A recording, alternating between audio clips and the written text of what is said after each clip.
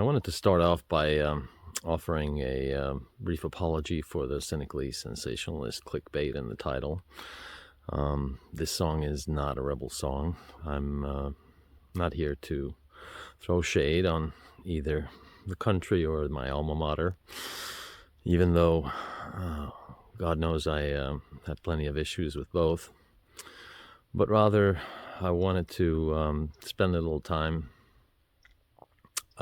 to tell you about why each represented a lifelong dream and how I ended up becoming somewhat disillusioned and going through a long process of finally realizing after the fact that I benefited a lot. So I spent 40 years going through the legal immigration process. From the first time I set foot on the vaunted shores of the United States, coming off of an El Al flight, which is a story for itself, but until the day that I got the jagged signature from our current commander-in-chief on my naturalization document during the last days of his first term, I believe. 40 years had passed. Likewise, I decided, I believe I was about 15, that I would attend that most vaunted of institutions of higher education, and basically dedicated the next 3 years of my life to making it happen. And what I neglected to, figure out in the meantime was what my next goal should be, and that resulted in all kinds of calamity. But overall, I'm tremendously grateful for the chance to have gotten to know both of these entities. I've gotten a lot of benefits and learning and richness from the opportunities that each of them afforded. And it was only belatedly that I realized how much I guess I'd squandered of the chance that I had received by being able to go to Harvard. And only after leaving did I realize that the United States is full of wonderful, valuable, beautiful people that I never got a chance to meet because I spent all my time in densely populated, large urban centers.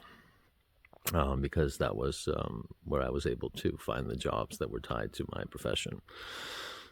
But in the end, I'm also very grateful for finally figuring out the fact that neither one of these is the answer. And I wanted to share a little bit about what I found, which is a beautiful sanctuary very close to the woods in the middle of nature, far away from the hustle and bustle. And I have clean air, I have clean water, I've got space for my dogs to roam around, and an opportunity to greet each sunrise with gratitude and contentment. And I guess what I come to realize is that it's not about the place, and it's not about the setting. It's about, surprise, surprise, your own mindset and the way in which you choose to view the world and live your life. So this is not about how to get into Harvard. I may or may not put together something that tries to explain how it was done, but rather about whether one should attend such a school. The short answer would be that it is a fantastic opportunity, but only if you know how to make the best use of it. So for anybody considering college, or anybody that has a kid that is headed to college, my main recommendation would be to make sure to provide them opportunities, or provide yourself with opportunities to spend a bit of time before doing so. Take a year off, go volunteer, take a job, learn an apprenticeship, and expose yourself to quote-unquote the wider world out there that is not just sitting in a desk and studying from books and listening to people that consider themselves smarter, wiser, more educated than you, but rather learn from actual real-life experiences, because that was my problem. I was so intent on pursuing the dream that I had set out so long ago, in those terms at least, in relation to the length of my own lifespan, but also I wanted to get away from home. As is often the case at 18, I was desperate to, I guess, declare my independence and not be in the household of my parents. And while understandable, and obviously it worked out in the end, it was too brusque, too brash, and I missed out on a lot of the things that I could have done had I had the kind of perspective and wisdom, and if I'd known to ask the right questions. In terms of the school, it was a combination, really. Combination of the stereotypes that one has about snobbish, entitled, and unfortunately, especially in this day and age, slightly sociopathic ruling class. I would say at least a third of the people there were there as a consequence of their families and the wealth and the power that they represented. There was probably another third that had come from privileged, or at least very good backgrounds compared to the average, but did in fact have the social and psychological and intellectual merit. They had worked very hard. The fact that they, weren't average didn't mean that they didn't fully deserve to be there. And then there were at least, depending on how you count it, another 20 or 30% that were truly exceptional. I have to give the admission council and the institution credit, because they did and do still, as far as I know, make a huge effort to truly try to select the best of the best. It's not just about the grades and the test scores, which are table stakes, but they do strive for unique talent, unique promise, unique capability, unique personality, I guess. However, even then, and especially looking back now, it is something that I would compare to the mindset of a museum curator, or this is going to sound bad, but the administrator of a very large zoo. The stated intent, actually, this is in the description. If you read between the lines of what they publish about themselves, they wanted to make sure that they put together a collection that had unique and exotic and rare and difficult to find pieces. So in terms of getting in, like I said, this is not meant to be a how-to guide, but pretty early on I realized that all I had to do is to make sure that I fit into a unique collectible category that was attractive. In my specific case, I was aware of the fact that they were very proud that they had students from pretty much every single country in the world, and so I had an easy task. All I had to be was the best applicant from my country, and that was achieved in a number of ways, but the one that I guess I latch onto, or that stands out to me, is, apologies, one of my dogs has decided that she's going to dig a hole to the other side of the world to find whatever is hiding under the roots of the tree that I'm leaning against. Anyway, interview. In the course of the admission process, I had a chance to interview with a current, or then current, grad student. I remember traveling 4 hours to a neighboring country's capital, where the lady had been attending grad school and waiting nervously in a coffee shop, downing one espresso after another, chain smoking, and I guess both psyching myself up and trying to allay my concerns. And I got lucky. I was the last on her schedule. It was late afternoon, and so after a short and good conversation, I had a chance to walk with her through the Christmas market and drink mulled wine, and I ended up spending almost 2 hours just walking around town, talking about life, talking about experiences with her. And so at least I think I made enough of an impression that I stood out from the other 5 or 6 applicants that she had interviewed that day. In terms of the opportunity, it's about the fact that it had, Harvard that is, all the resources, all of the social capital, all of the prestige that attracted the best and brightest minds to it. It still works effectively as a magnet.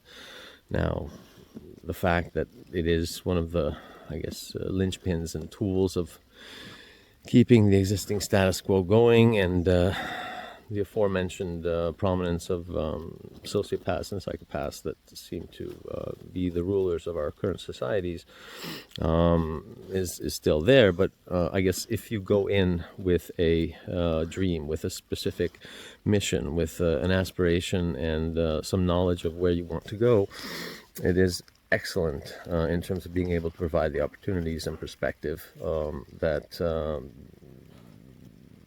that you can do pretty much anything with, again, as long as you have an idea of what you want to do with it.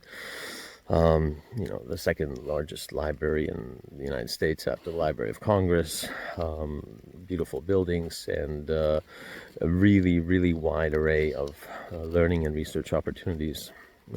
However, I am reminded of that scene in Good Will Hunting, where Matt Damon and Ben Affleck are in a bar trying to pick up Minnie Driver.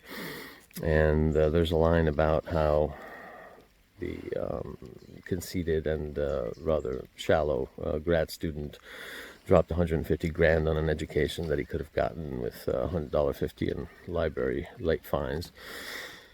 And that's pretty much true.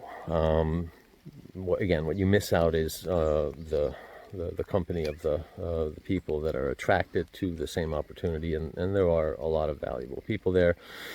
However, just as in any other walk of life or any other environment, you have to be discerning. You have to spend the time and effort to find them, to recognize them, and to build relationships with them.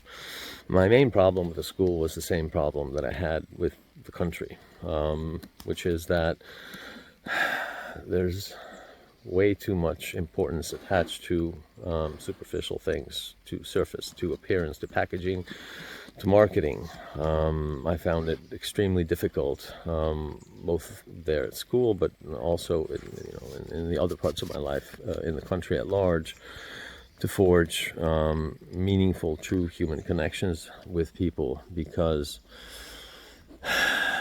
looking back, it seems to me that the entire society is built on essentially single-serving, disposable things. It's not about lasting or deep or meaningful. It's about utility, and it's about convenience. Again, I'm reminded of the conversation between Ed Norton and Brad Pitt in Fight Club on the plane about single-serving friends.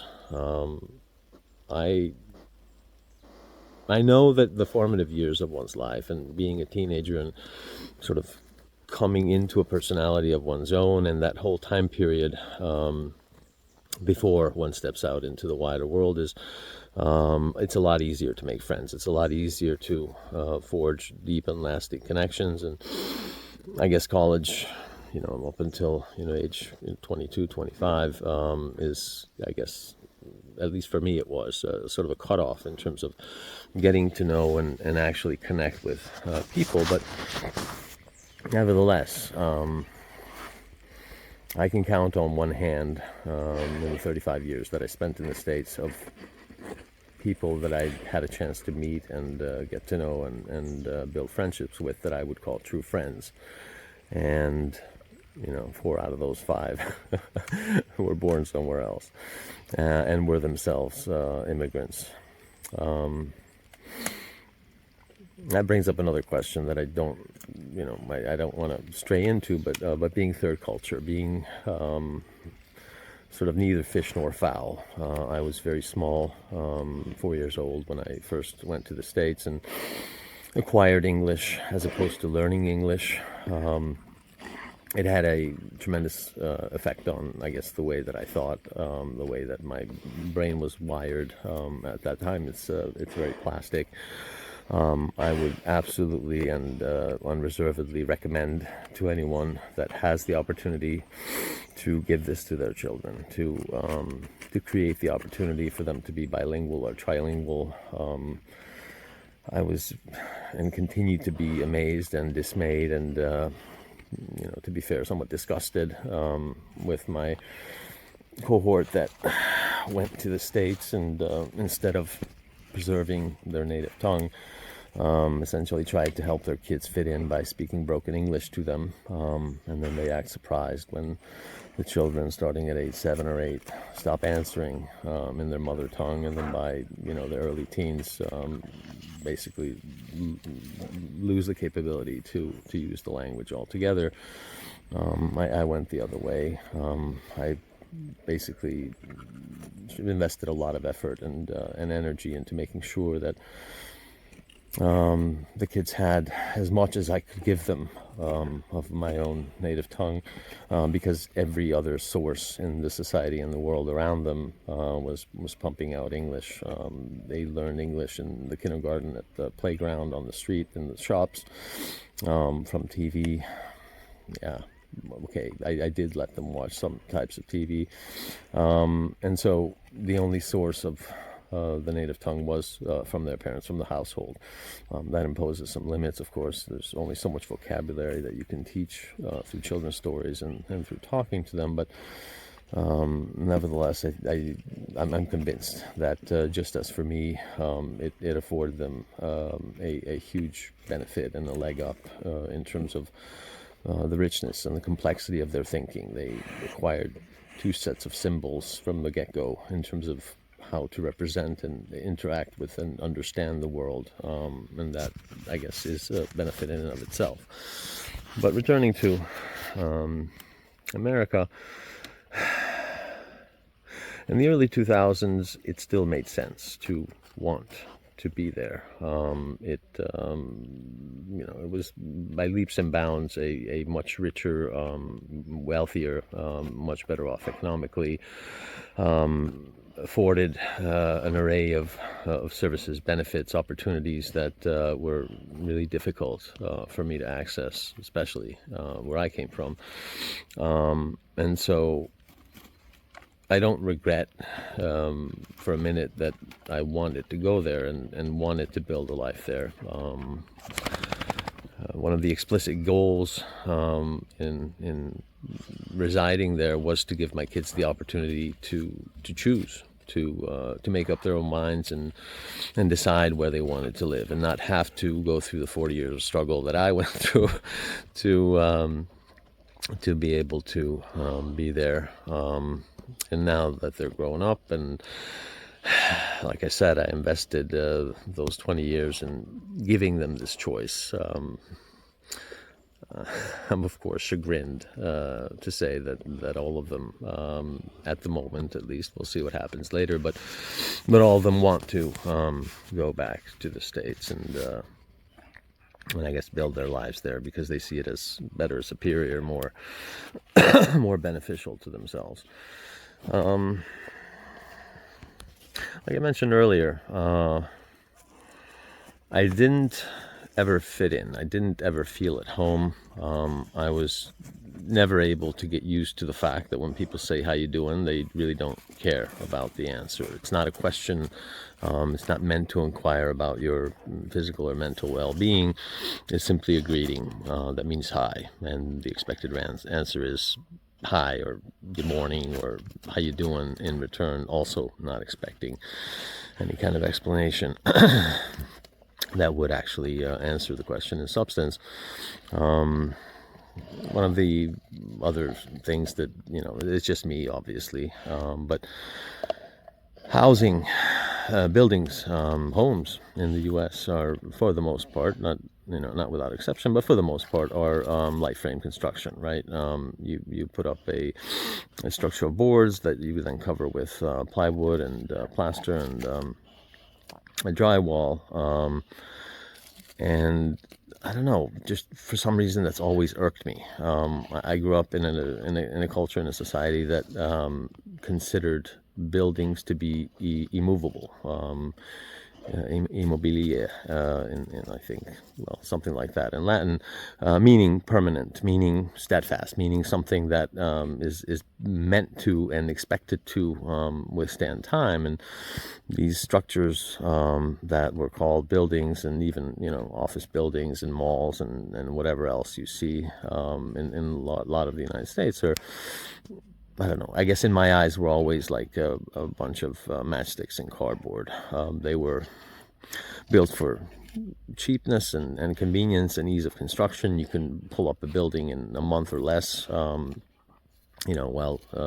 stone structures or concrete structures or brick structures would take many years to build. So, I get it. I understand why it's an easier and better option, but for me, it always, I guess, represented the temporariness and the shallowness and the stage set like structure of all of society.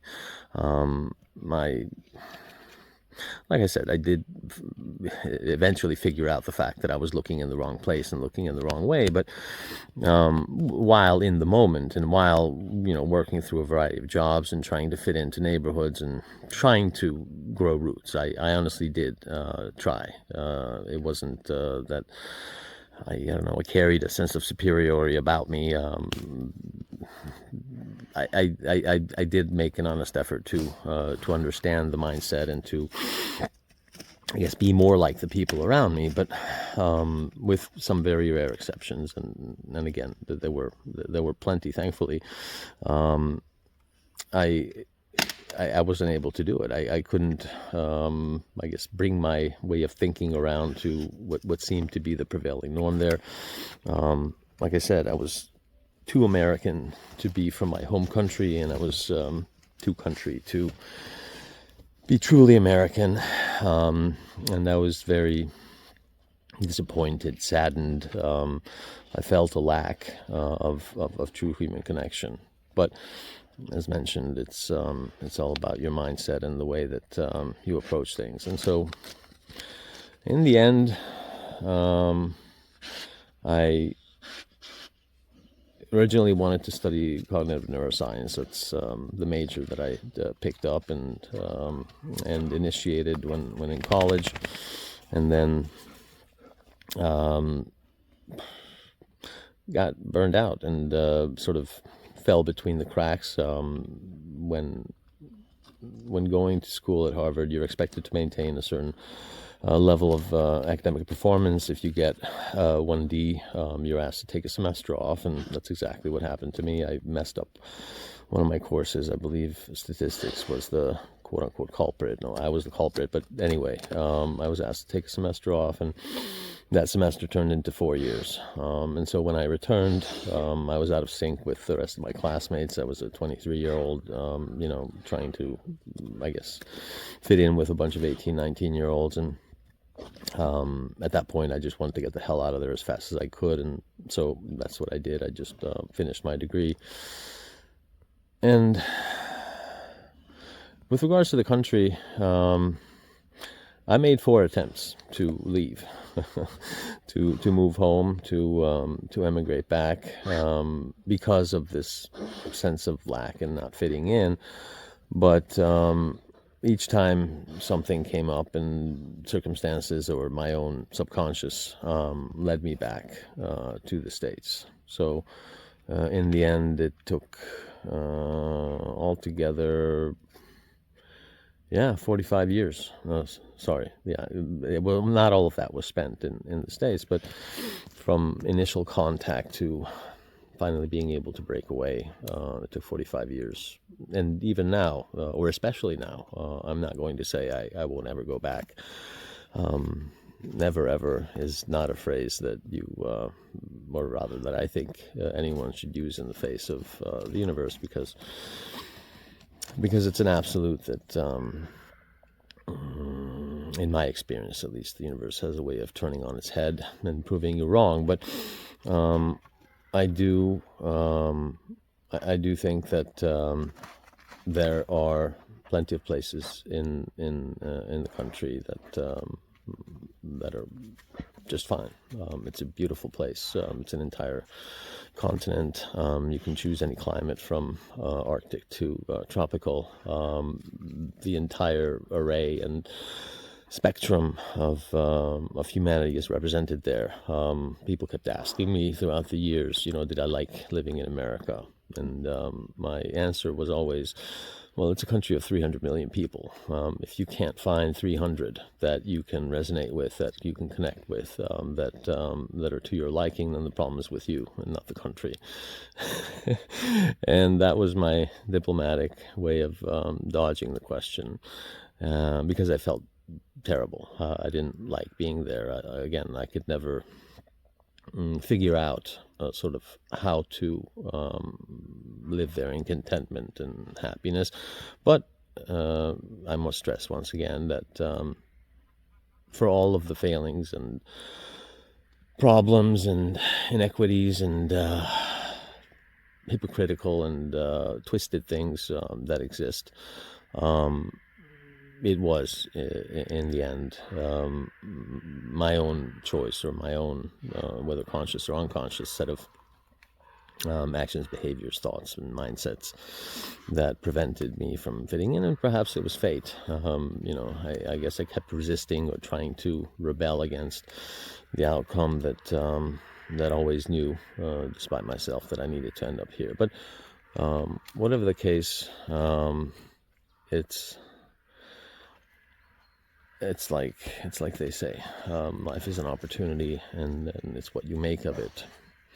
But for me, it turned out that leaving was better. It allowed me to start to heal. It allowed me to start to piece back together and build something new from structure that, for a really large number of reasons, ended up being fractured and cracked and damaged and unstable. But it also gave me the perspective to look back and be a little wistful, because I am able to see, I am able to hear, I am able to read, thanks to this wonderful invention of the internet, that there are so many people that carry the same values, the same mindset, the same perspective, the same curiosity, the same love, the same positive things that I value, that happen to be American. Like I said, that my bias and my, I guess, negative attitude about the connotations of living there had prevented me from recognizing. So all you all out there that are in this imaginary category of mine, greetings. And likewise, obviously, the same is almost certainly true for any other place. And recognizing and valuing differences in culture, differences in language, differences in, I don't know, I guess even morals, whatever that specifically means, is something that I learned how to appreciate and celebrate in the States. And as for Harvard, same thing. I'm grateful. I am a little pissed. The year I graduated was the year that the Harvard endowment finally realized that they had so much money that they didn't really need to make people pay for their education. So even when I applied, and it was the reason that I applied, they had need-blind admissions and guaranteed sufficient financial assistance to make sure that anybody that was good enough to get in would be able to go there without regards for financial resources. The catch was the small text that I only ended up reading a little late, was that despite this, they felt it was a learning element and a moral obligation for the family to shoulder at least 10% of the cost, regardless of how poor they were. And so when I was attending, the all-in cost was about 50 grand a year, so 200,000 for the 4 years.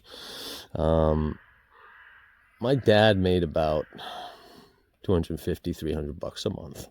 So his entire annual salary was less than the 10% contribution that the university expected to make. And so, yes, it did take me 12 or 15 years to pay off the student loans, even though I didn't have to shoulder the cost that so many others, and so much more now, that others have to do. But yeah, right now, that 10% contribution has been waived because, they do have, I don't even know the size of their endowment. I know that it's the largest in the world. So there's that. But my point was that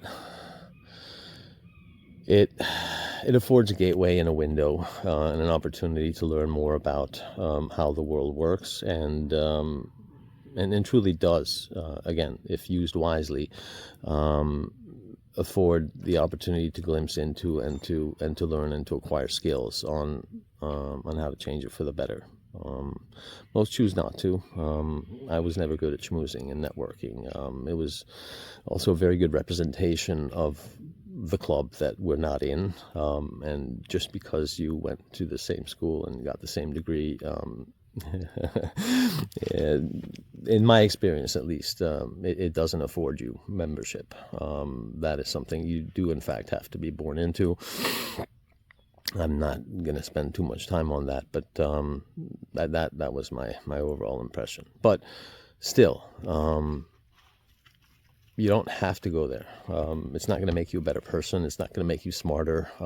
You can get access to and choose to find all the knowledge and wisdom and learning you need elsewhere as well. But yes, I've been helped by. If anything, I haven't taken enough advantage of the prestige and the allure and the mystique of a Harvard degree. I don't know. I think I've said Harvard in this conversation more times than I have in the last 20 years, because I didn't want to be defined by it. I didn't want that label to be what, I guess, measures my worth. I wanted to be, I guess, accepted and respected for my own accomplishments, for my own capabilities, for my own knowledge, for my own tenacity, for my own personality, and not just be another Harvard grad. But that's not always how society works, and people are impressed. And so last word of advice, if you do end up going to a prestigious school, exploit the hell out of it. Be shameless and drop it in conversation, and learn how to make use of the foolish sense of inferiority that arises in people. You do have to learn how to manage that, by the way. The intimidation factor and the desire to cut down somebody that has something that you don't. It's very strong in people, but net, it's a benefit, not a hindrance. For now, as you can see, I don't care so much about such things, and I'm trying to learn again, to learn how to cultivate, to learn how to grow herbs, how to utilize my skills to challenge modern medicine, that I've also grown extremely disappointed and disenchanted with. Don't even get me started on the pharmaceutical industry. And just learn how to relearn how to live with nature in coexistence, and sort of a mutually beneficial symbiotic relationship, to care for the environment around me, and be able to allow the environment around me to care for me, which it has. It's not feasible, nor is it desirable for everyone to drop everything and move out into the woods. But if it's ever something that you considered or called to you, or it came up in thoughts, daydreams, don't dismiss it. Don't immediately decide that that's just ridiculous, because it has tremendous benefits, and I'm still only scratching the surface of how good it can be. To sum it all up, try to enjoy life. Hug someone, get out in nature, get some fresh air, and turn your face to the sun. I hope you all have a blessed day. I'll talk to you later.